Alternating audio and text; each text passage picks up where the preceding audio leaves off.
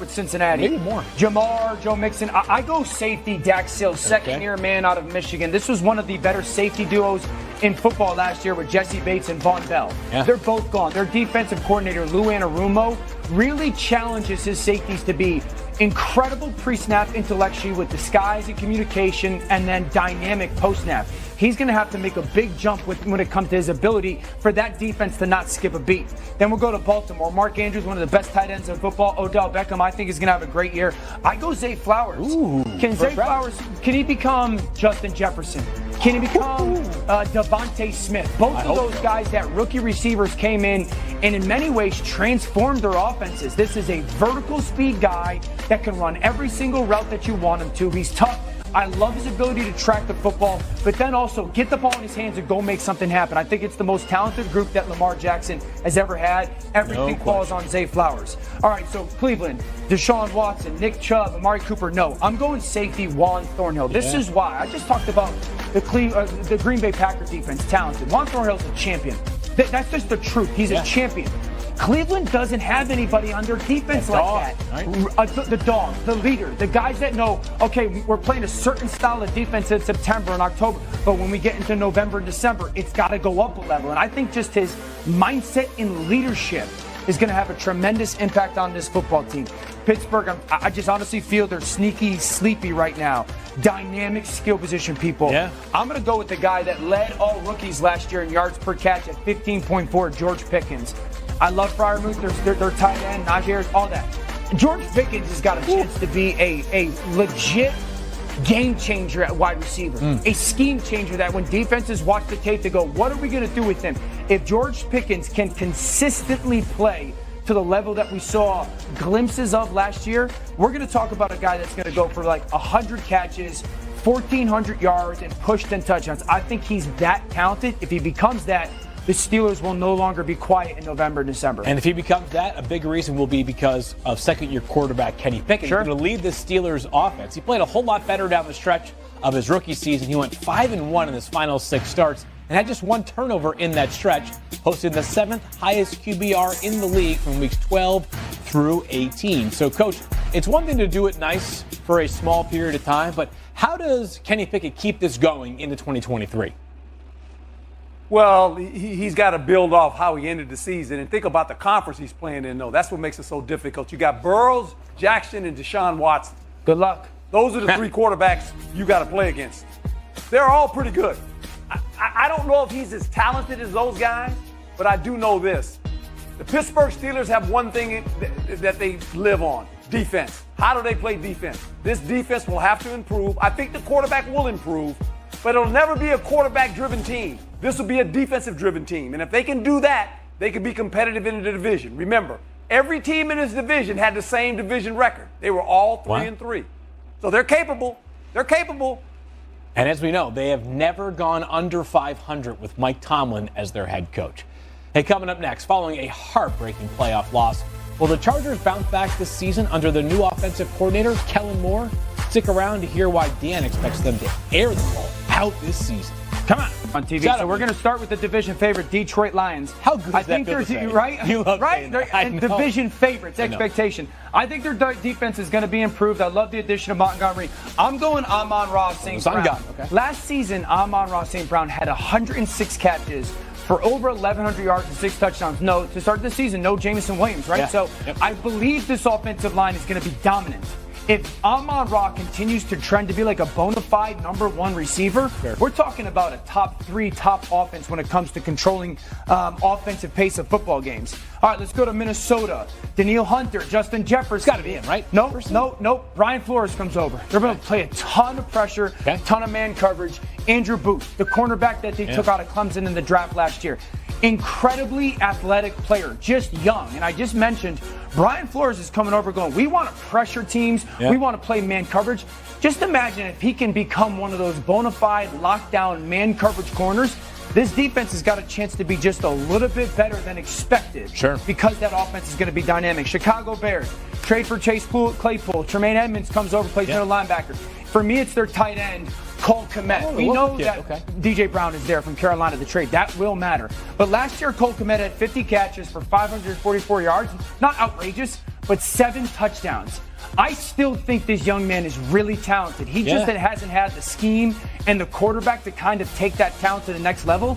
I think he's got it now under Luke Getsy, their offense coordinator, and Justin Fields. He's got to have a big season. And then for the Green Bay Packers, Aaron Jones is there. Preston Smith is there. We're going to get a little bit into their defense.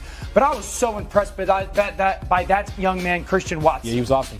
For Jordan Love, Romeo Doubs is a good player. They draft 2 tight ends. I think Christian Watson has got the chance to kind of emerge as a Mike Evans type of player. If I said Mike Evans to you, what do you think about when it can come to his Contested catches down the field? Contested catches down the field. Yeah. And if Christian Watson can do that or run by people consistently, man, I think the impact on that offense and their football team is going to be huge. Think about how he bounced back last year. His very first opportunity in the NFL, drops a wide-open would-be 75-yard touchdown season, and then was awesome with 9 receiving touchdowns at one point in a short period of time.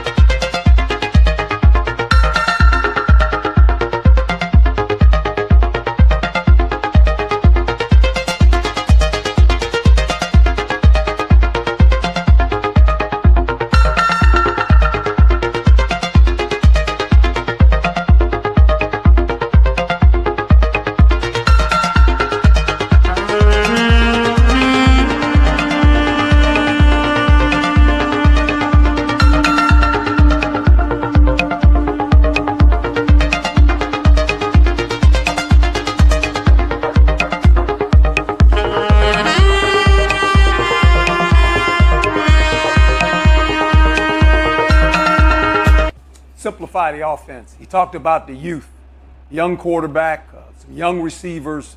You can't give them too much. You want them to be able to play fast. That's the one thing about football. You have to play fast. How do you play fast? Don't put so much on his plate early. I think as the season progresses, they will give them more. Success always breeds more opportunities. Give him more on his plate. You want to get him started. Remember, this guy is in a tough seat. He's following 2 Hall of Famers, guys. Not 1, 2. Brett Favre, and then Aaron Rodgers, and I happen to be the next quarterback up. Well, guess what? They're Hall of Famers. Those fans are coming into town and say, hey, man, look, let him make some first downs. Just slow. Just slow down, right? Slow down. At a certain point, you have to understand, if you were in that locker room last year, I think I was sick and tired of hearing about the Aaron Rodgers drama. I think everyone else was sick and tired of it. Imagine being in the locker room and having to deal with all the noise outside of the building and the distractions. Now this team can move on past Aaron Rodgers. They know that they have a new quarterback under center. We all know that. But let's not think that this kid had just gotten there. Like, he has been there a few years. He understands and knows everyone in that building. They know him. They've seen him in 7-on-7. They've seen him in training camp. They've seen him running all the scout teams. So I know the Packers don't have a high standing. It's a 12% chance of winning the division, but I can guarantee there's less distractions right now, and they can move on past Aaron Rodgers. That's in the past. Now you have a new quarterback. Move forward and kind of take the weight off your back and just move and focus on this season. Yeah, life feels like it might be a bit easier right now in Green Bay. Whether it's better, we'll find out. But things seem to be rather calm for a team that's undergone a lot of change. Let's go to the other side of the ball, though, Dan. What are your expectations for the defense? They better change their mindset. They got to stop being so passive. This is a defense very talented.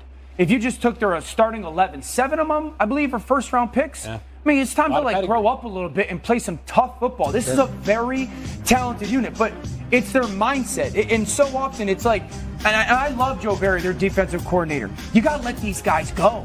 Instead of, I feel like holding them back and getting them playing. Coach knows this and Nico knows this better than I do, but holding them back and playing cautious, let these guys go attack. And I think so often last year it was giving teams run lanes, giving teams easy runs. Oh my goodness, giving teams easy passes, easy completions. And I said it last year that they played soft, and it wasn't necessarily like physically soft, scared to hit. It was like this mentality of here's 6-yard completion, here's a 10-yard They got to get to a point where they play offensive on defense and stop playing so defensive and they just sit back, because then their talent, I feel, is handicapped.